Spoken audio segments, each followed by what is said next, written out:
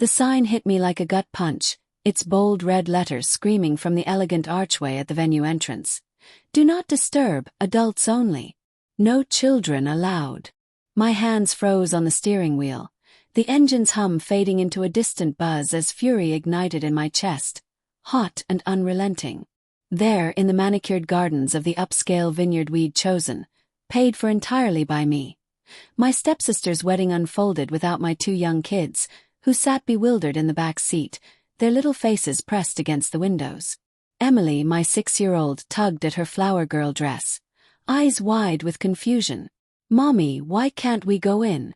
Her voice, small and innocent, shattered something deep inside me. I'd poured my savings into this day.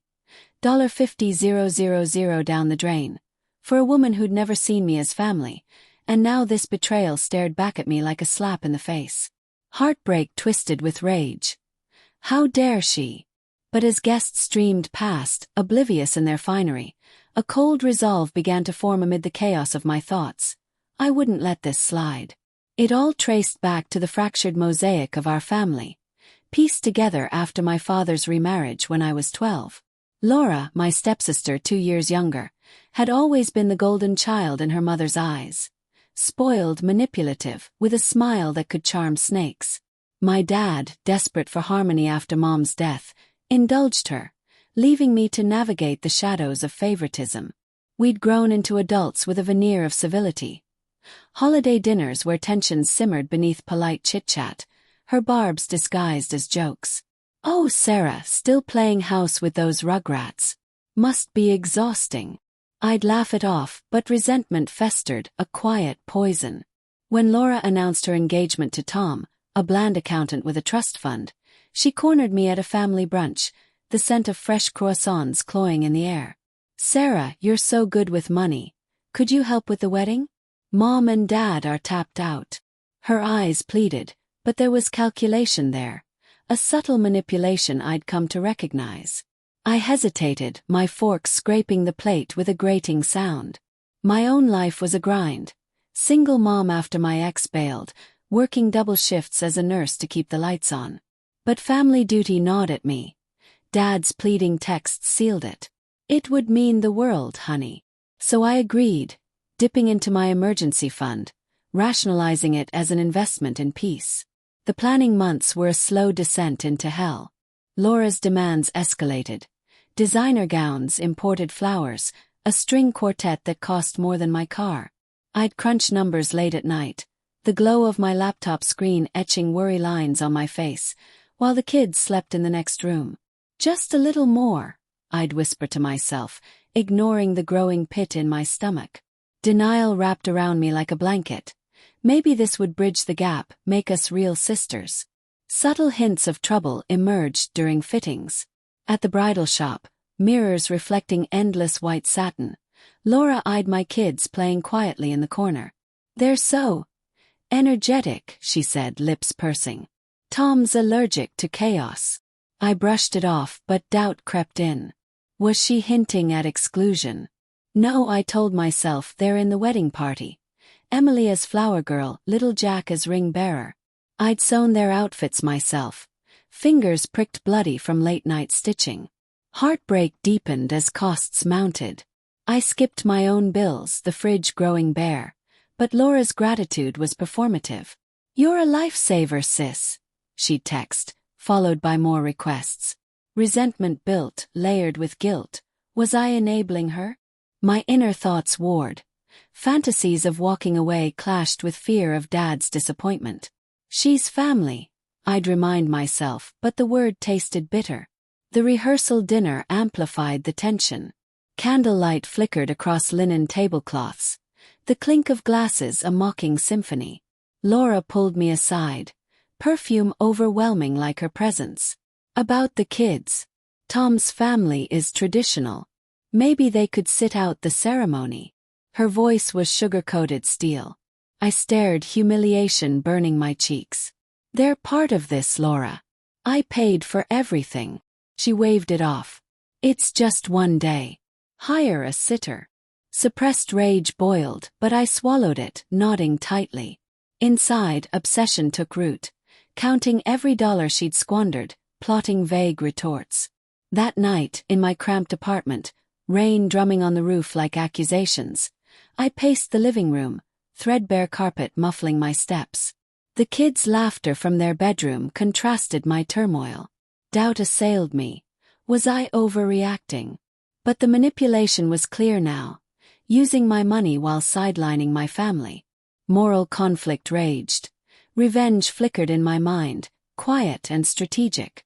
I'd play along but prepare something in the shadows. Began subtly. I documented everything. Receipts, emails, her casual dismissals, in a hidden folder on my phone. Friends noticed my strain.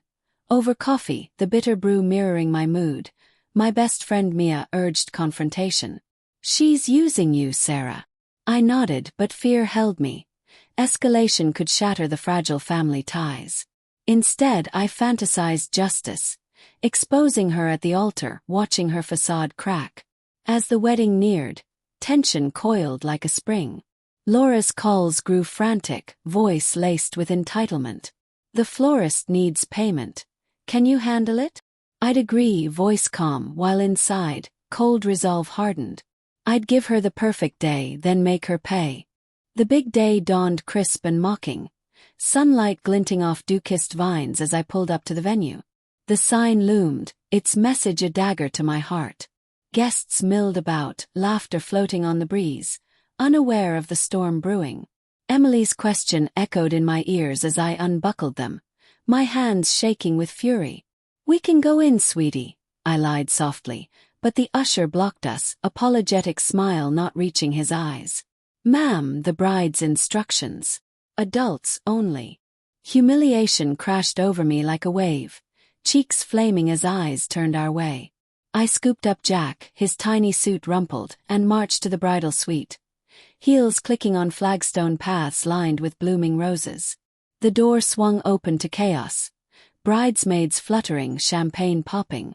Laura turned, veil framing her smug face. "Sarah, what are the kids doing here? What is this?" I hissed, gesturing wildly toward the entrance. "I paid for this wedding, every cent, and you ban my children?" My voice cracked, heartbreak raw. She sighed, as if I were the unreasonable one. "It's our day, Sarah. Kids are disruptive. You understand." Understand. Rage exploded, but I reined it in, eyes narrowing. "Fine. Enjoy your day." I turned, kids in tow, but inside the plan crystallized. No outburst now, that was too easy. Revenge would be deliberate, a slow unraveling.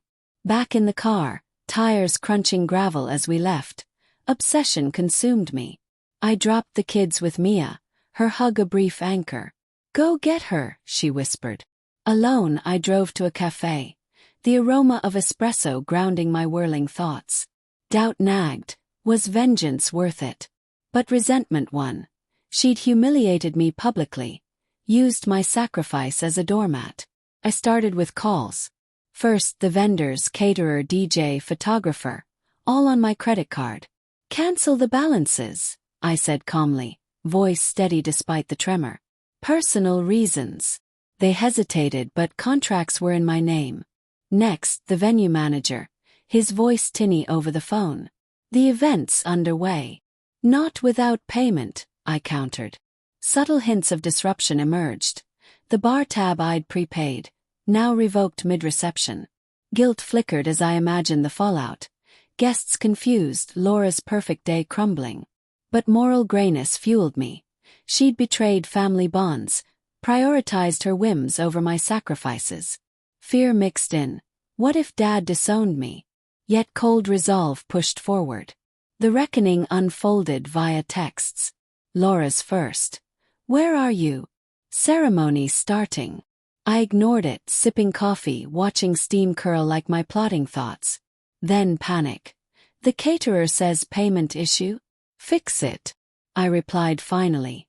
"You wanted adults only. Handle it yourself." She called, voice shrill. "Sarah, what the hell? This is sabotage." Suppressed rage leaked through. "Sabotage? Like banning my kids after I funded your fairy tale."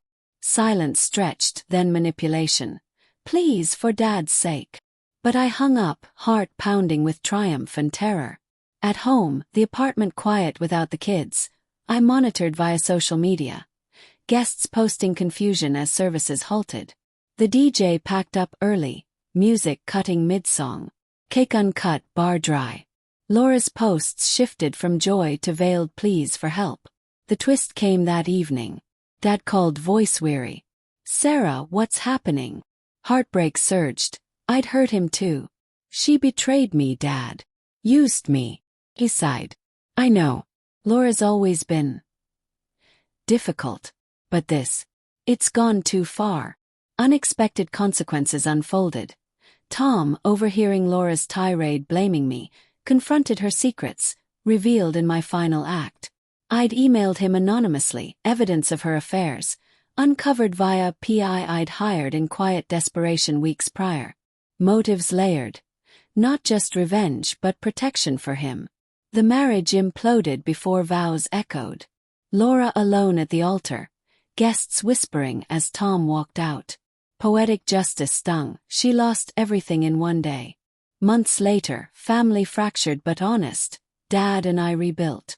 Laura, humbled, sought therapy. My revenge, morally gray, brought psychological catharsis. But at what cost? In quiet nights, guilt lingers, a reminder that betrayal begets more.